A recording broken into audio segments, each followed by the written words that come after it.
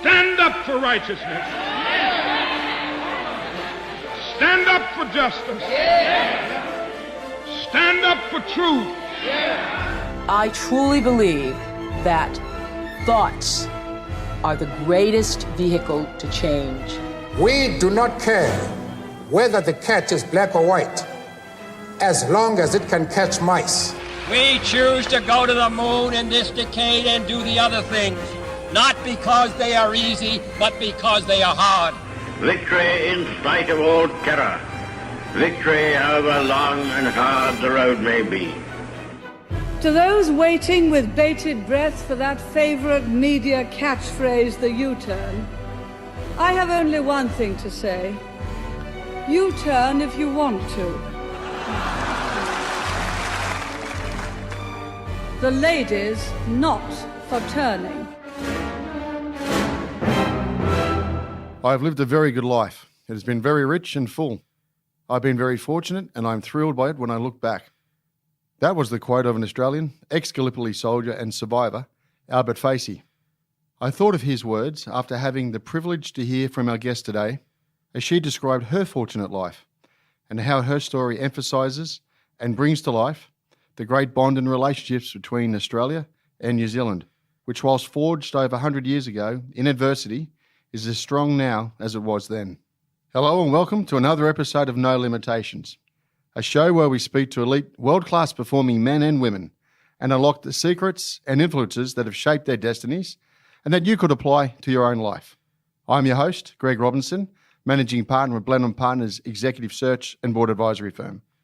In this episode with Kate McKenzie, Chief Executive Officer of Chorus, we dialed New Zealand and learn how the land of the long white cloud will have 87% of the population with fibre to the premise by 2022. How the vision of keeping New Zealand new has encouraged the climate of innovation and digitisation, and how being small can be a great advantage. While Serendipity has played its part, Kate has had a most interesting career.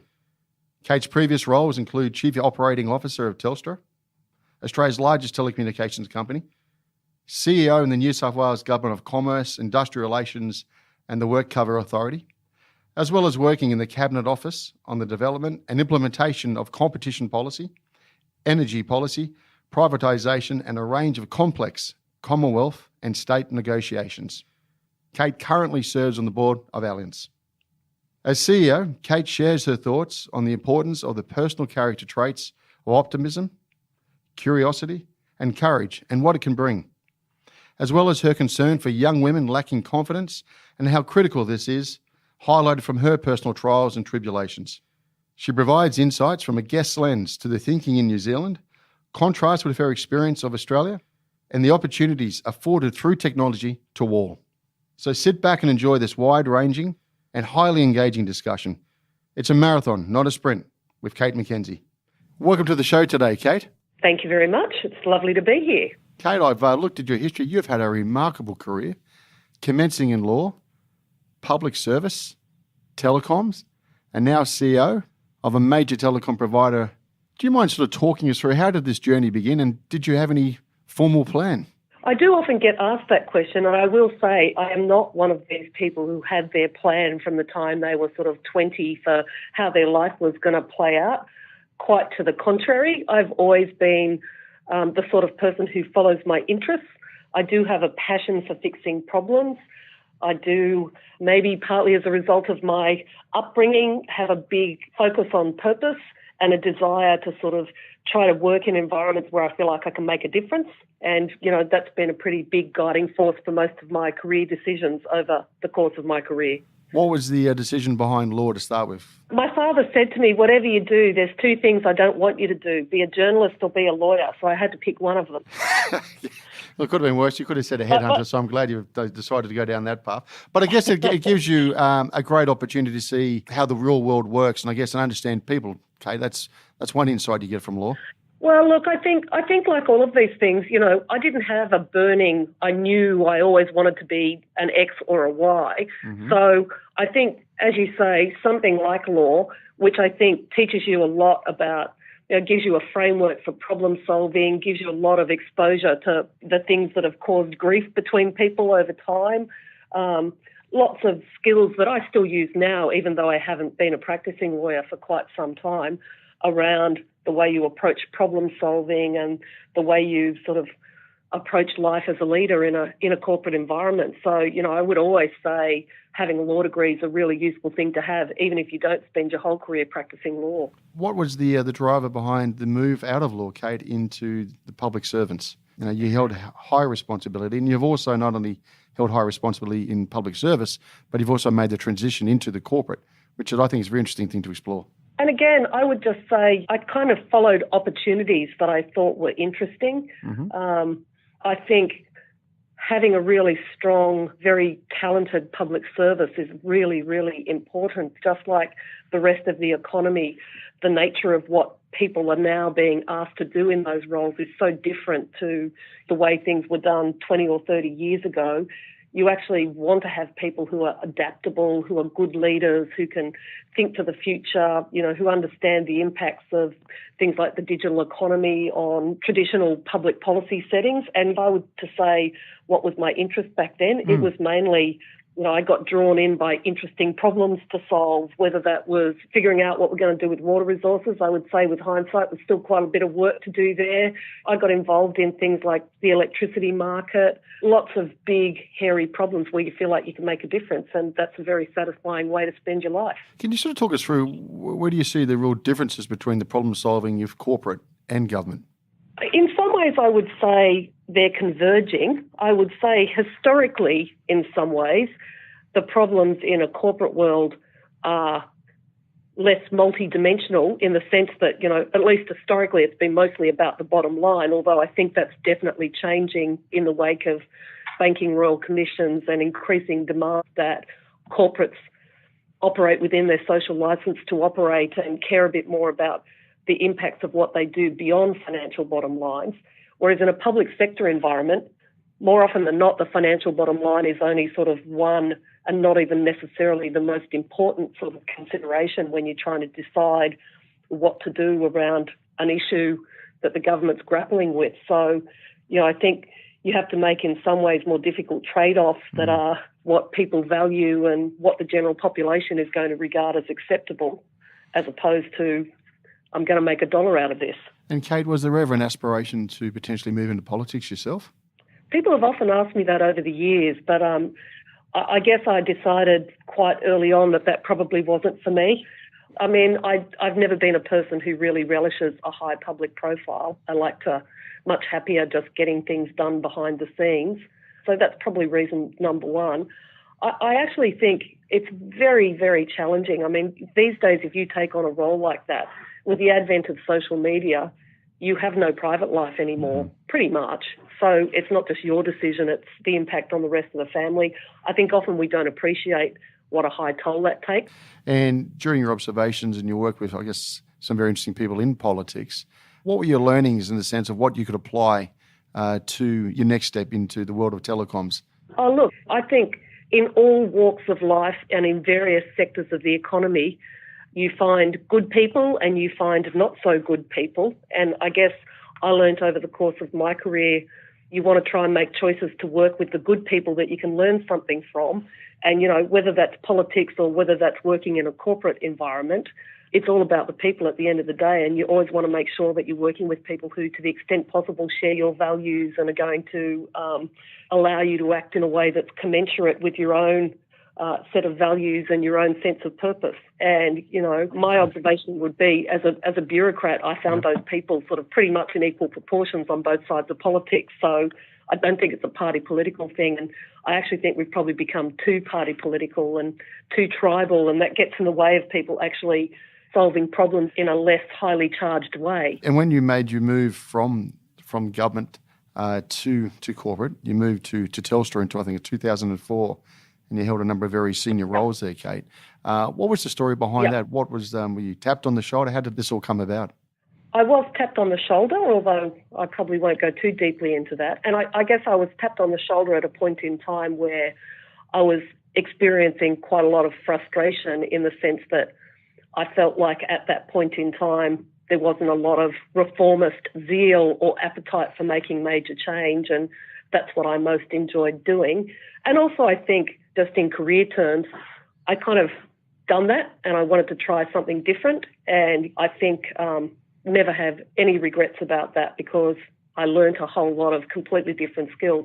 I often reflect to myself that if I went back to the public sector now, I'd do a lot better job knowing what I know that I didn't know back then. In the move to Telstra, again, a large organisation, in some parts slow and some parts very fast. As you say, it's down to the people. What did you inherit? Did it match your expectations? And what would you walk away saying that was your real key achievements? I will say one of the things that maybe helped me in the transition to Telstra is, yes, it's a corporate environment with different kind of bottom line drivers, etc., but it's also a very big, complicated organisation. So the skills that I learned in the public sector about how to get things done in a quite complex environment where there's a bunch of different stakeholders with vastly different, sometimes completely contradictory goals and aspirations, you actually have to learn how to traverse that to get things done.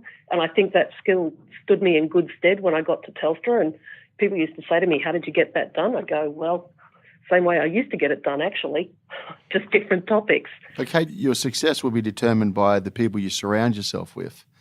And as you say, large, complex organisation. How do you make the decisions on the people you're going to appoint? What are the key, I guess, criteria you're really looking for? I'm always looking for somebody who's optimistic. I don't like to be surrounded by pessimists because if you don't think you can make something happen, usually you don't. But if you think you can do it, it's amazing how often you do. I like people to be curious because I think wherever you're working now, the desire to learn and to expand your horizons and to learn new things, people who have that orientation naturally, especially in technology companies, tend to do well. You want people who are going to be courageous. I've always tried to make sure that the people around me are happy to be frank and open and are not going to be, people who just kowtow and agree with you. I think it's really important to have courageous people who have a point of view and are willing to stand up for it and defend it. That'd probably be three of my key criteria. Kate, what was the reason for leaving Telstra? My understanding is that you were actually approached for a non-exec director opportunity. That was my plan. I had gotten to that point in my life where I thought that was it. I didn't want another executive role.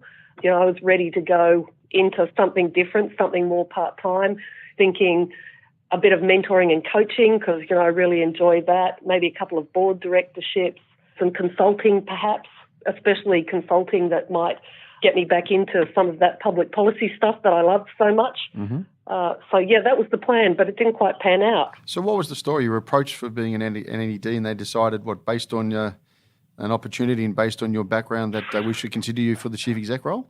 Well, life's full of serendipity, right? So, I started the process of, talking to them about an NED role and, sort of halfway through the process, the then CEO decided that it was time for him to go and they started a search. And, by then I'd gotten to know the chair and he said, well, would you be interested in the CEO role? And I think by then I was already going, is this kind of part-time life going to really suit me? Yeah. And I really liked the chair and I really liked the board and I thought it was a really interesting opportunity. So I decided I had one more exec role left in me. Well, congratulations on that, Kate. And can you share for the audience a little bit more around what Chorus stands for, the values of Chorus, the culture, and actually what agenda you're driving towards? So, I think one of the things that's very appealing about Chorus is it is doing something great for New Zealand. So our vision is to keep New Zealand new and our purpose is to make New Zealand better. They're pretty motivating things. Our mission is to create an environment for our customers and for our people that optimises today's business and allows us to innovate for growth. And I guess if I was going to unpack that for you, there's an interesting history here in terms of telecommunications and how it evolved, because in New Zealand, quite distinct and different to Australia, back in 2010, 2011, the old Telecom New Zealand made the decision to do a complete structural separation. And that was at a time when the government was running a tender process for the country's fibre network. And Chorus got the copper network, exchanges and other infrastructure, and the government required the structural separation in order for Chorus to be able to tender to build the fibre network.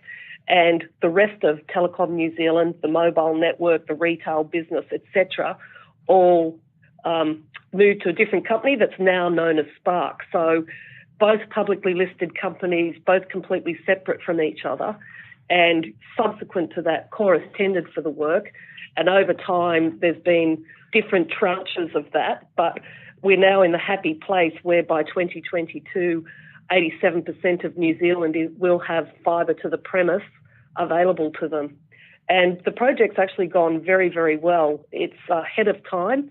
The original aim was to have 20% take-up by 2020, and it's 2019, and we've already gone past 51% take-up. The build is on time and on budget. It's given Chorus a real focus, and people here are really driven by that purpose of putting modern, important infrastructure in place that's going to allow the rest of the economy to grow and evolve and give everybody access to affordable, really, really high-quality broadband. So, Kate, where's the difference between New Zealand and us over here in Australia with, say, NBN? Well, I would say one thing, in New Zealand, they made the decision and they stuck with it. So, you know, whenever you're building a large public infrastructure program like this, you want to be clear what your milestones are and what you're doing, and you want that to be stable over a period of time. So once those decisions were made, a decade on, we're basically still fulfilling those contracts. There hasn't been any chopping and changing about exactly what we're doing.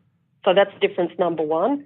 It is very different to have two completely separate publicly listed companies, one running the fixed network and building it, and the other retailing. And in this model, Chorus is not allowed to retail, so we have no direct relationship with end customers. We're a wholesale-only provider, and the idea is that's how you get your competition, because we treat everybody equally, and anybody who likes can turn up and become an RSP, and we just treat them all equally.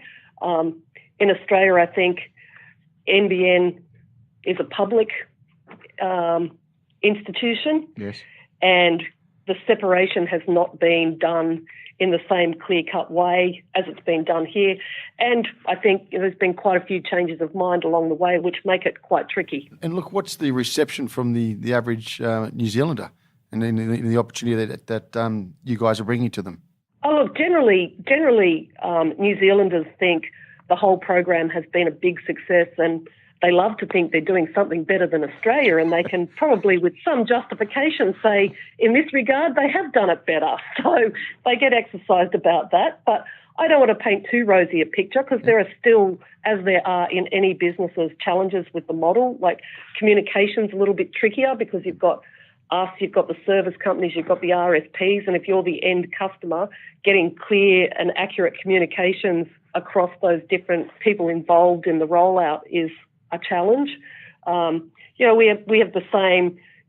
We're spending billions of dollars building a new network, but people would like it to not be too expensive. So we have all those same challenges about how do you price it to make sure you get the right volume, that it's still affordable for people.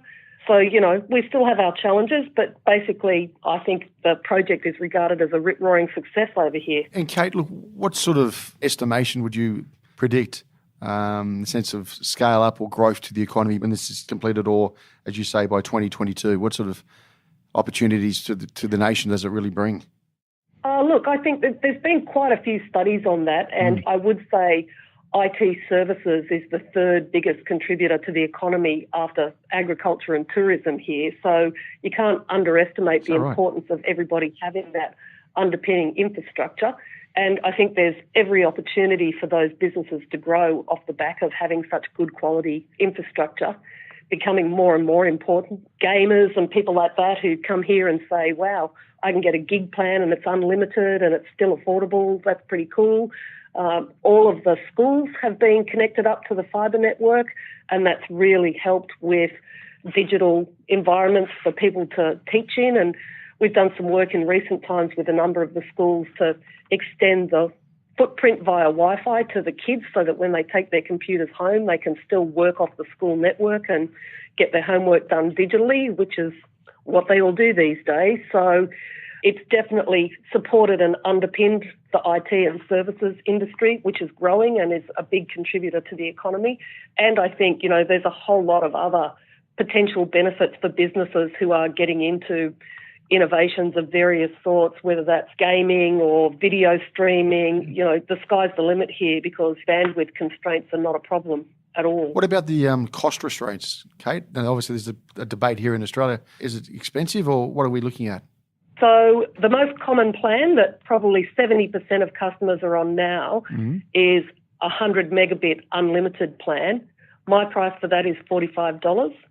Right. And, various RSPs will price whatever margin they want to and whatever packaging they want to put over the top of that. But I think, most people would say that's pretty affordable for a pretty good service. So the impact you talked about for the rest of the country, where is New Zealand at in the whole innovation discussion, say AI, new digital play off the back of this, Kate? Obviously it's been embraced, but where do you see the next 5 years for the country?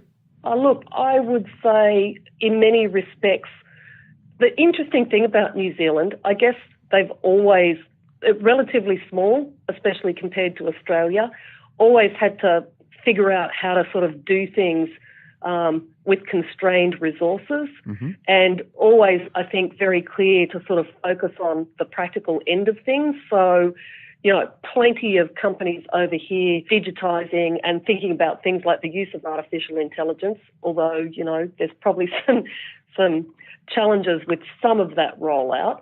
For the size of the country, quite a lot of innovation hubs, some attached to universities, some government-funded, some private ones. It's quite a vibrant sort of innovation community, I would say. I can't give you statistics off the top of my head about per capita, but definitely I would say people are up for using the infrastructure that they've got to think about new business models and new ideas and the things that they need to do. That heading around experimentation and openness to change, or willingness to change, is it much different to what you saw, your experience in Australia versus what you're finding in New Zealand? I would say that there are some particular advantages in being smaller. Like it's actually easier to get a bunch of people in a room and make a decision and move on, whereas Australia, partly because of its size and maybe partly for other reasons as well, it's more civil here. People are more polite. They're not quite so, that's got its downside too. I think people here don't like conflict very much, but it is actually easier to get a group of people together, decide to do something and then move on. And that's true of the government as well to some extent, because there's one House of Parliament, there's no federation, there's local government and there's the federal government and that's it. So again, I think on the big questions that makes it slightly easier to get things done. I guess there's a real sense of purpose in what you just said. Yeah, absolutely. New Zealanders are a very patriotic bunch, and that includes everybody, whether they were born here or they came here or, there is a real, and I think you saw that with Jacinda and her response to the Christchurch events a couple of weeks ago. There is a really deep-seated concern around the civil society and everybody feeling like they're part of the society. It's reflected in the corporate environments too. We are very big here on diversity and on work-life balance and things like that. And people don't just say it, they actually do it. Well, do you want to talk us through, when obviously you read the reports that we put out and the discussion here in Australia around the thoughts on diversity. You're a CEO, you're a leader, you've had a very impressive career. What is diversity to you? Look, to me, I think there's a number of aspects to it.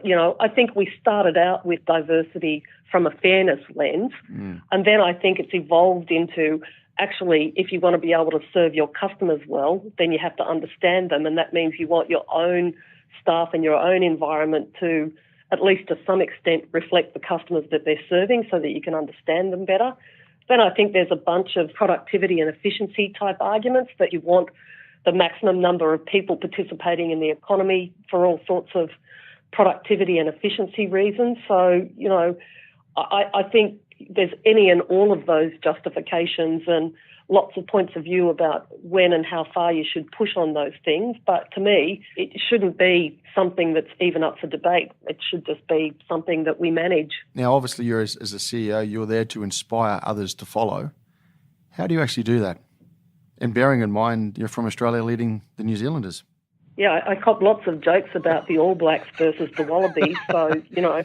Oh, so do we. We get in hiding all day long. Yeah.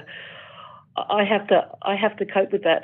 In terms of how you inspire people, I think I wouldn't say I'm kind of naturally a particularly inspirational person, but I do think in an environment like this, you have to be clear about the purpose that you have. You have to be clear about what you're trying to achieve.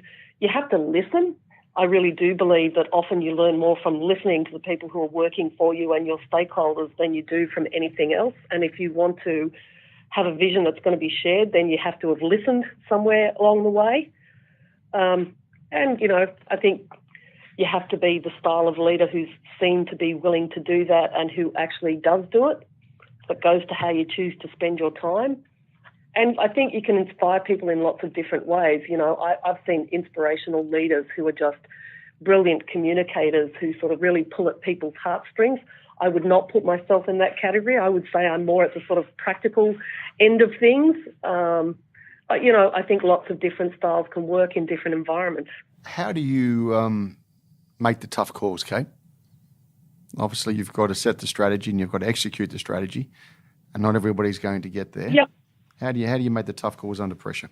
Look, I would honestly say sometimes making the tough calls is a gift because generally speaking, if people are not cutting it and it's not working out, generally that's because there's not a good fit anyway. So, I think things that you call tough calls, when it comes to people, my view is if it's not going to work out, then the sooner you figure that out, the better. And, doing that in the most civilised way that you can and being open and honest with people often gives you a better result than not making the tough calls.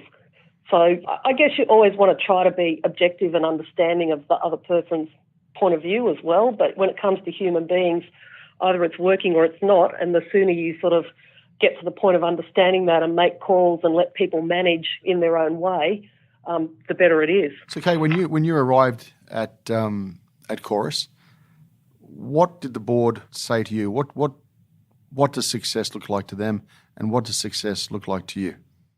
I think a many-faceted thing. I think the board is very conscious of the role that Chorus plays in a New Zealand context. So, very concerned around doing the right thing, very concerned to make sure that the project's delivered on time and on budget, which is no mean feat, and so far so good. But also I think they were looking for somebody who could, we've got line of sight to the end of the build now, so they were looking for somebody who could figure out where to next for the organisation, and that's a lot of the work that I've been doing, increasing our product and marketing skills and abilities, thinking about once the fibre is built, what else are people going to be doing with it, and what's our role in some of those more future-looking things. Spent quite a bit of time on technology and what technology changes might impact on the company going forward. So, as most boards do, they wanted the full package. And Kate, keeping yourself abreast of not just the current issues, but thinking 3-5 years out, how do you do that? I read a lot. I maintain my networks of people who are regularly engaged in technology and technology environments.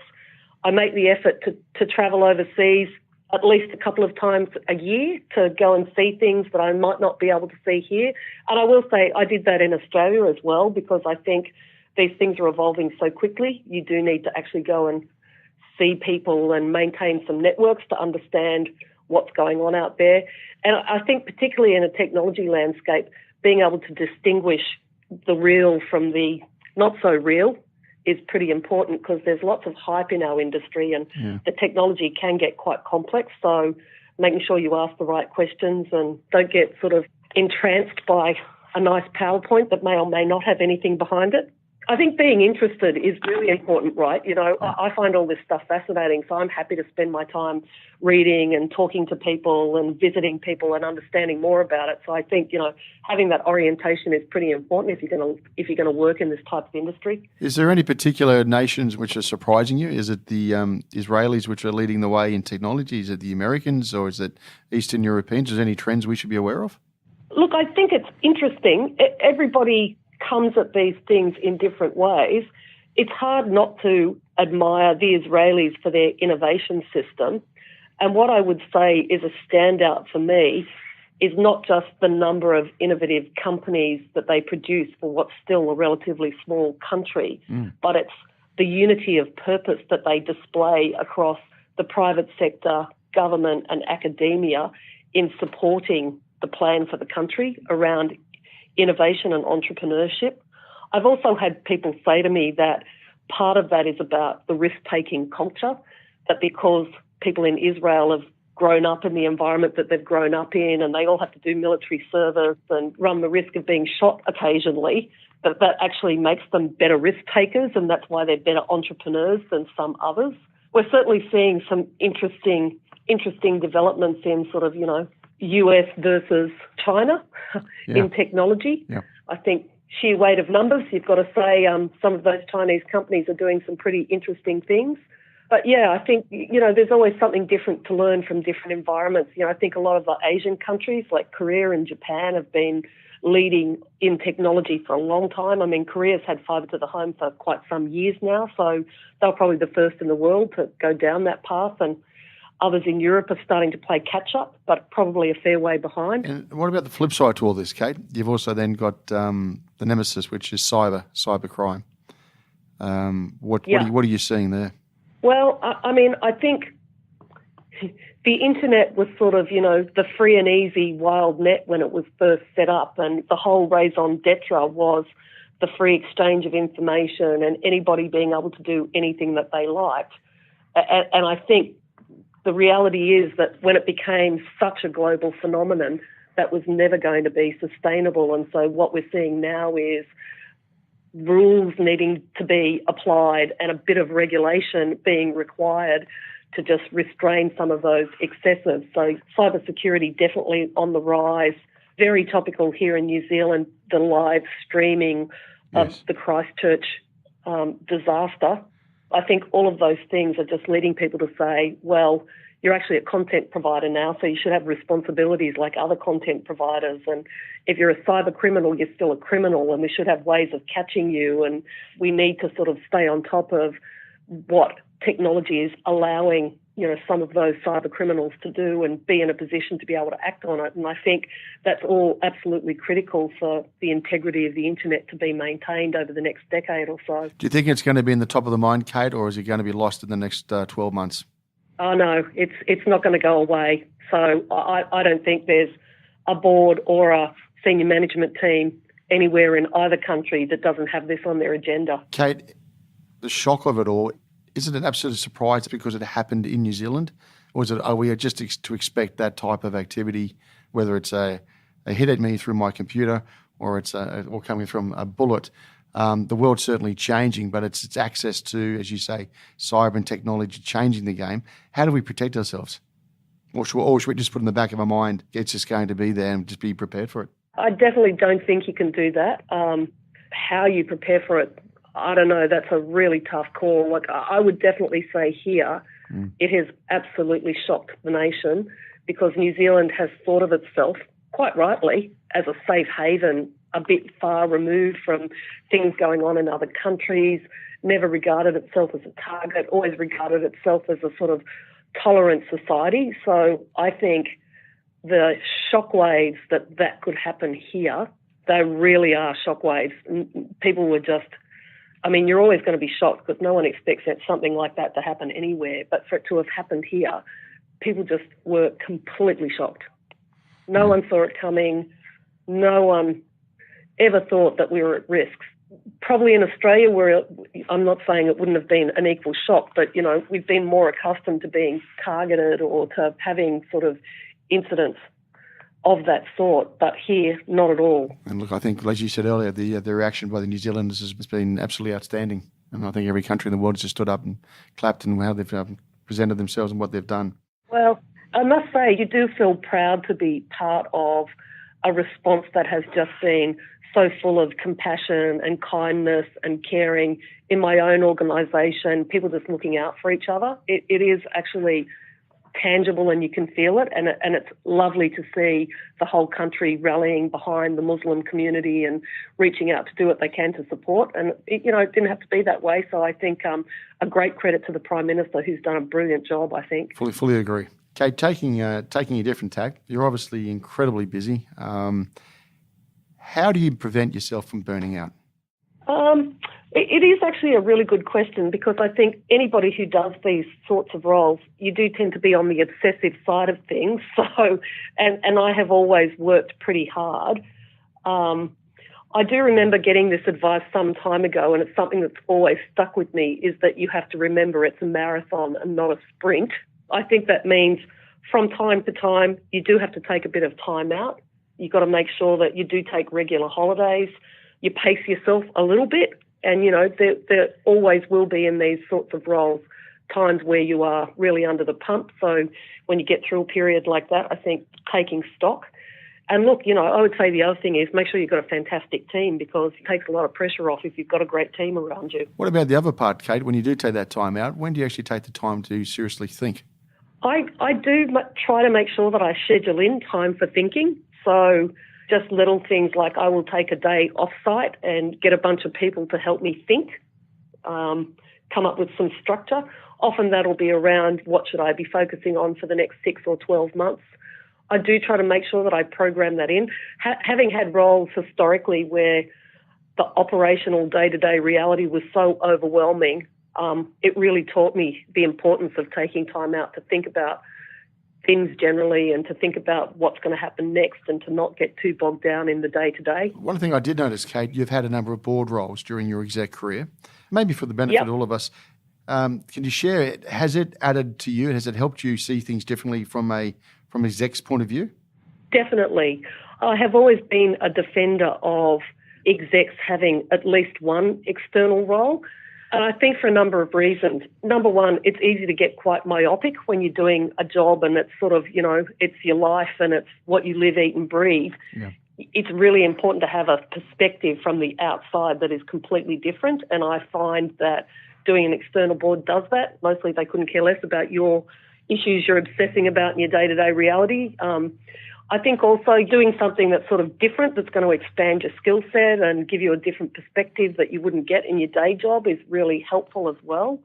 I think it's getting tougher these days, and I know a lot of the shareholders groups are not that keen anymore on execs having external board roles. Yes. And I think you do have to be careful, because you have to think about risk and reputation and all of those things as well. But I actually think on a personal level, as long as you can manage the time, it's actually a really good thing to have another role that has a completely different outside perspective that, stops you from getting too bogged down in your day-to-day reality and your day job.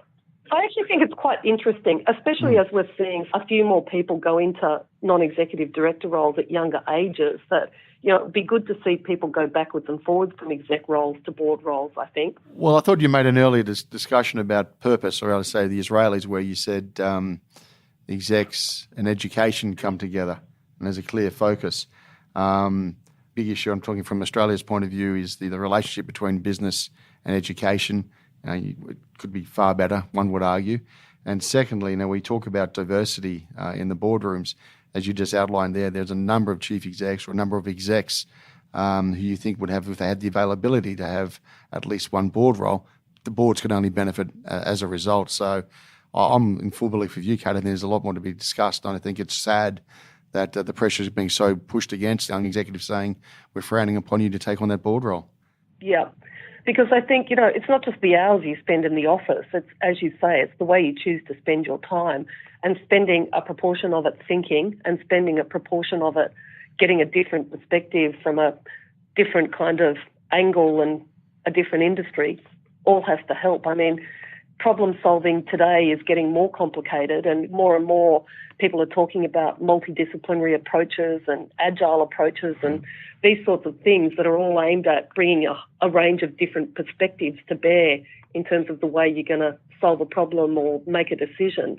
Well, you actually have to have the wherewithal to be able to manage that. And I think, you know, a bit of exposure to a broader set of environments is becoming increasingly important in order to be able to do that. And do you have any thoughts, because Agile is obviously digitisation and Agile are going in hand in discussions in most boardrooms and at the exec level. What are your thoughts? Has it actually been discussed properly, or is it more buzzwords? Look, I think there are examples of people doing a really good job of it, but you know, I would say Agile is primarily a methodology, so you better be clear about what version of it you're using, and you better be clear about, you know, the cultural context in which you're doing that and what problems you're trying to solve.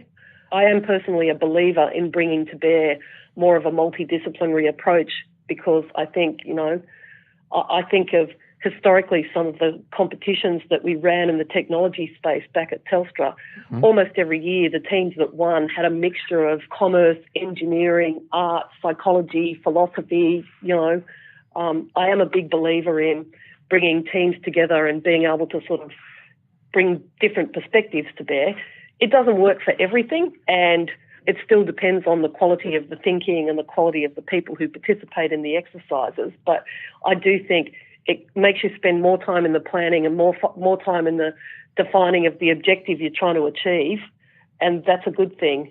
Generally, I think you're going to end up moving faster because you've been clearer up front about what you're trying to do. So how would you describe your leadership style, Kate? Well, my answer to that is you should go and ask the people who work for me. But I guess, you know, I would say I regard myself as having more of a coaching style. I'm not particularly fond of hierarchy. I do like to have teams around me who are happy to debate things, because that's the way I process information. I'm not really one for sitting at a computer screen. I like to talk things through.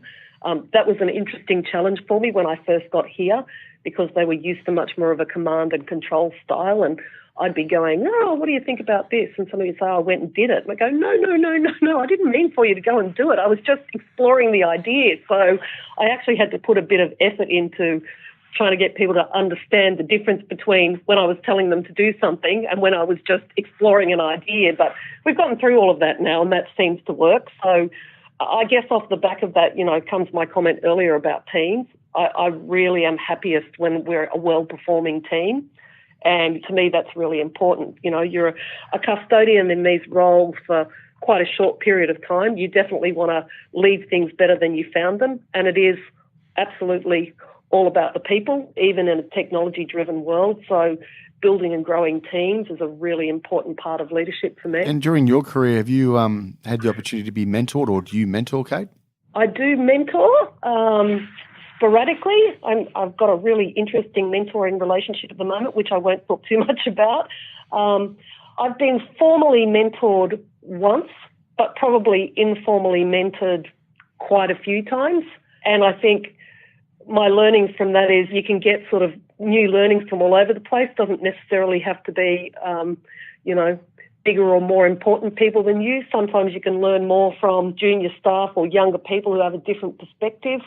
But I also think the very structured piece of, I don't know if it was mentoring or coaching, it was probably more like coaching, I did find very valuable, because I think you can try to be as self-reflective as you like, but it's only when somebody else explains to you the leadership shadow that you're leaving and how people respond to your style that you really get a sense for the impact that you're having. I think it's hard to be self-reflective without someone else helping you understand that. Kate, what's in store next? Well, I would like to finish my job here, and then I'm definitely done. I don't think I'm up for any more exec roles. I would like to finish what I've started here, and then I think, something a bit more part-time, probably go back to the original plan, you know, maybe a bit of non-executive director, a couple of those. I definitely would like to get a bit more into the coaching and the mentoring. I do think I've had a fortunate life. I've been exposed to lots of different environments, and it's really good fun to be able to share some of that with people who might benefit from it. So I'd definitely like to do a bit of that. And otherwise, who knows? I'll see what happens next. Spend a bit more time with the family, travel a bit more, maybe smell the roses a bit more. Sounds like a good plan, Kate. But if you were to, I guess, look back at the young Kate today, what advice would you give her? I would say you should have been more confident sooner and you should have taken more risks sooner. Why didn't you, Kate? I think like most young women, confidence was a big issue for me. I just thought everybody else was better than me and, I couldn't possibly be as smart as these other people and, that really held me back. Luckily, I married a guy who, is completely the opposite and has taught me that it's possible to be confident. So, no. But Kate, do you still see that as a major concern? Not for me personally, but absolutely, definitely. I see it so often in the young women that I mentor that I just go, there has to be something deep-seated and cultural about it. We run a Pacifica leadership program over here, and one of the young women who was on that program told me this amazing story about, she had never, ever considered herself as being skilled enough to go for a leadership position, and she's absolutely a natural leader. We run a program here at Chorus called the UP program, and it is for emerging female leaders. And the thing that they value more than anything else is the public speaking training and the training on sort of how to have presence in communications. And so many of them just go, the thought of doing that terrifies me and that holds me back from going for senior positions. And to watch them blossom when they just have a bit of skill and a bit of experience and get exposed to it more and figure out it's not as bad as I thought it was going to be, you suddenly see them take off. And so much of that is about confidence. Kate, I think you just summed it up so eloquently. Thanks for sharing some very personal insights and sharing your career with us. And we've all read your career and stood back in amazement. Congratulations, Kate. Thanks very much. You've been listening to No Limitations.